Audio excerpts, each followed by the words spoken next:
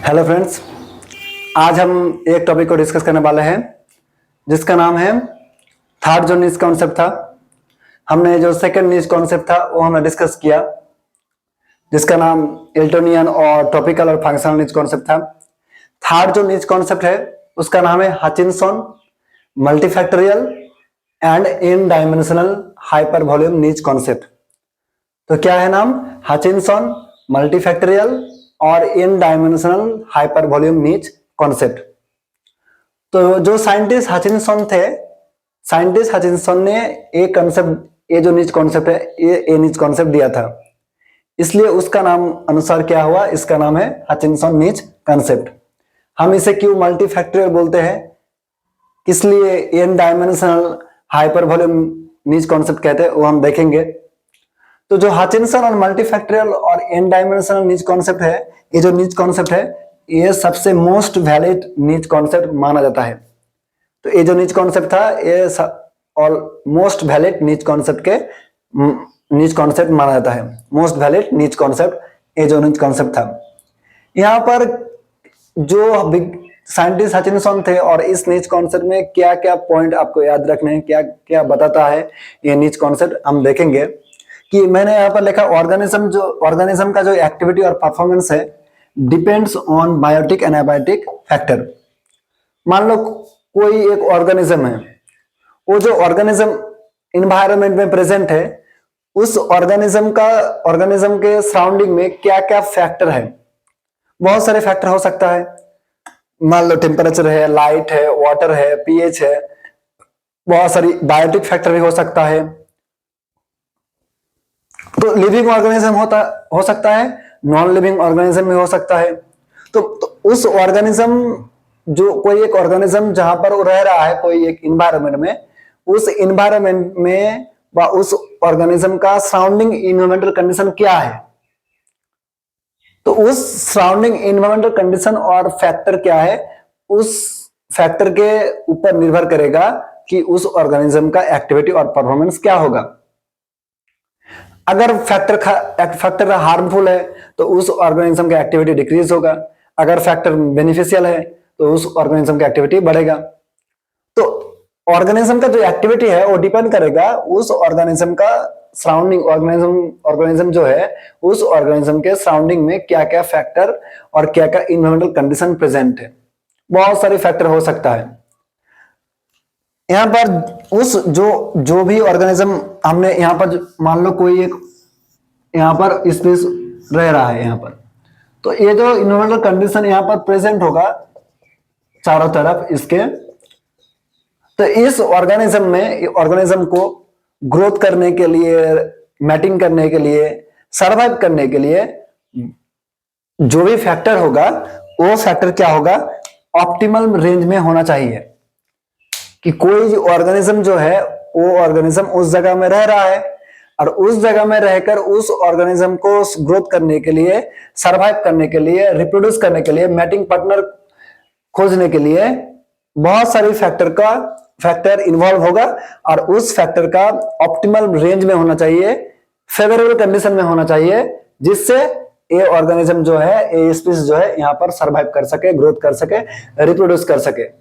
नहीं तो वो सर्वाइव नहीं कर पाएगा वहां पर, अगर इन्वायरमेंटल कंडीशन हार्मफुल हुआ तो। और यहां पर मैंने क्या बताया, नीच इज द होम रेंज और हैबिटेट। नीच क्या है, मैंने पहले बताया कि हैबिटेट में कोई प्लेस है और स्पेस है जिसे हम माइक्रो हैबिटेट कहते हैं। तो नीच क्या है, होम रेंज और हैबिटेट है where organism play functional role under certain set of environmental condition. एक ही बात है कि नीच क्या है, कोई एक हैबिटेट के अंदर कोई एक प्लेस है जहां पर कोई ऑर्गेनिज्म रह रहा है, वहां पर एग्जिस्ट कर रहा है और वहां पर रह के क्या कर रहा है, अपना जो फंक्शनल रोल है प्ले कर रहा है under certain set of environmental condition. तो उसका जो इन्वायरमेंटल कंडीशन है, उस इन्वायरमेंटल कंडीशन में वो ऑर्गेनिज्म उस जगह में रहकर फंक्शन रोल क्या करता है, प्ले करता है। तो इसे हम कहेंगे कि हचिंसन जो बताया था कि डिफरेंट फैक्टर होगा, ऑर्गेनिज्म का एक्टिविटी डिपेंड करेगा कि उस ऑर्गेनिज्म का सराउंडिंग में क्या क्या फैक्टर, बायोटिक, एबायोटिक फैक्टर और इन्वायरमेंटल कंडीशन क्या है। मान लो कोई एक फैक्टर है टेम्परेचर, कोई एक टेम्परेचर में, पर्टिकुलर टेम्परेचर में कोई ऑर्गेनिज्म का ग्रोथ ज्यादा होता है, उसी टेम्परेचर में कोई ऑर्गेनिज्म ग्रोथ अबर डिक्रीज होता है। तो फैक्टर कोई एक ऑर्गेनिज्म के लिए सही हो सकता है, दूसरे ऑर्गेनिज्म के लिए हार्मफुल भी हो सकता है। और कोई फैक्टर होगा, कोई एक फैक्टर इस ऑर्गेनिज्म को इस जगह में सपोर्ट करेगा, अब और वही फैक्टर वही ऑर्गेनिज्म का दूसरी जगह में सपोर्ट नहीं करेगा। तो फैक्टर भी वेरिएबल होता है कि फैक्टर कोई एक जगह पे कोई ऑर्गेनिज्म को सपोर्ट कर रहा है, वही फैक्टर दूसरी जगह में उस ऑर्गेनिज्म को अगर सपोर्ट नहीं करेगा, ये भी हो सकता है। तो हचिंसन जो है ये कॉन्सेप्ट मोस्ट वैलिड है। ऑर्गेनिज्म का एक्टिविटी डिपेंड करेगा बायोटिक एबायोटिक फैक्टर के ऊपर, डिफरेंट फैक्टर इन्वॉल्व होगा और वो जो फैक्टर है वो फैक्टर ऑप्टिमल रेंज में होना चाहिए उस ऑर्गेनिज्म का सर्वाइव, ग्रोथ और रिप्रोड्यूस करने के लिए। और नीच क्या है? नीच एक होम रेंज और हैबिटेट है जहां पर कोई ऑर्गेनिज्म रह रहा है और उस जगह में रहकर कोई ऑर्गेनिज्म अपना फंक्शन रोल प्ले करता है। उसका जो अगला पॉइंट है, यहां पर क्या है? No organism survive outsides of niche. कोई भी ऑर्गेनिज्म अपने नीच के बाहर ज्यादा देर तक जिंदा नहीं रह सकता। No organism can survive outsides of niche. कोई भी ऑर्गेनिज्म नीच के बाहर ज्यादा देर तक जिंदा नहीं रह सकता। और यहां पर क्या बताता है कि बायोटिक और जो एबायोटिक फैक्टर मैंने बताया, तो कोई ऑर्गेनिज्म का फंक्शनल रोल और परफॉर्मेंस और एक्टिविटी डिपेंड करेगा। मैंने पहले ही बताया कि कोई ऑर्गेनिज्म का परफॉर्मेंस डिपेंड करेगा उस ऑर्गेनिज्म के सराउंडिंग में जो भी फैक्टर है बायोटिक एबायोटिक फैक्टर, वो जो बायोटिक एबायोटिक फैक्टर है वो बायोटिक एबायोटिक फैक्टर किस तरह का है, कि वो जो बायोटिक एबायोटिक फैक्टर है हार्मफुल है और बेनिफिशियल है, फेवरेबल है और अनफेवरेबल है।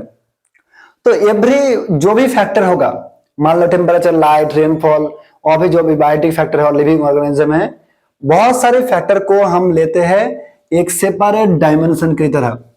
जो भी फैक्टर है वो सभी फैक्टर को हम एक सेपरेट डायमेंशन की तरह मानते हैं, इसलिए इस नीच कॉन्सेप्ट को कहते हैं एन डायमेंशनल नीच कॉन्सेप्ट। एन मतलब बहुत सारे फैक्टर, बहुत सारे डायमेंशन, जैसे कि टेम्परेचर हो गया, लाइट हो गया, रेनफॉल हो गया, पीएच हो गया, ह्यूमिडिटी हो गया। तो बहुत सारे फैक्टर को हम सेपरेट डायमेंशन मानते हैं कि टेम्परेचर एक डायमेंशन, लाइट एक डायमेंशन, रेनफॉल एक डायमेंशन। तो बहुत सारे फैक्टर जो है, बहुत सारे फैक्टर को हम सेपरेट डायमेंशन की तरह मानते हैं, इसलिए इस नीच कॉन्सेप्ट को कहेंगे हम एन डायमेंशनल नीच कॉन्सेप्ट। और जो यहाँ पर एक से ज्यादा फैक्टर इन्वॉल्व है, more than one factor, light हो गया, टेम्परेचर हो गया, तो more than one factor involve है यहाँ पर। तो more than one factor involve, इसलिए इस नीच कॉन्सेप्ट को कहेंगे हम मल्टी फैक्टोरियल नीच कॉन्सेप्ट। मल्टी, तो यहाँ पर एक से ज्यादा फैक्टर इन्वॉल्व है इस नीच कॉन्सेप्ट में, इसलिए इस नीच कॉन्सेप्ट को कहेंगे मल्टी फैक्टोरियल नीच concept. Multi factor means temperature, light, rainfall आप ले लो, विंड स्पीड ले लो, सॉइल का पीएच ले लो, और भी जो भी फैक्टर होगा।